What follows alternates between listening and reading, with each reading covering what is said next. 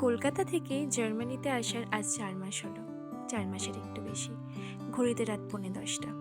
অনেক দিন ধরেই না ফুচকা খেতে খুব ইচ্ছা করছিল। তো আজকে সেই ফুচকা বানিয়েই ফেললাম। এই দেখো টক ঝাল ফুচকা, ঝাল ঝাল আলু মাখা। বিশ্বাস করো আমি কলকাতাকে না খুব মিস করি। বিকজ কলকাতায় থাকতে যা খেতে ইচ্ছা হতো সেটা সঙ্গে সঙ্গে পেয়ে যেতাম।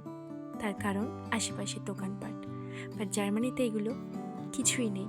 তোমার যা ইচ্ছা হবে সব নিজেকেই বানিয়ে নিতে হবে। তো ফুচকা বানানোর পর আমি চলে আসলাম বারান্দায়। আমার ল্যাব র্যাট হলো পাভেল। ওকেই ফার্স্ট ট্রাই করালাম। ওর এক্সপ্রেশন দেখে আশা করি আপনারা সবাই বুঝতেই পারছেন কেমন হয়েছে। না, সত্যিই ফুচকাটা খুব ভালো হয়েছিল। আমি আজকে তৃপ্তি করে ফুচকা খেয়েছি। কলকাতা থেকে জার্মানির দূরত্ব যতই হোক না কেন, ফুচকার উপর ভালোবাসা সারা জীবন একই থাকবে। ভিডিওটা কেমন লাগলো অবশ্যই কমেন্টে জানিও। আর লাইক সাবস্ক্রাইব করতে কিন্তু একদম ভুলো না। টাটা।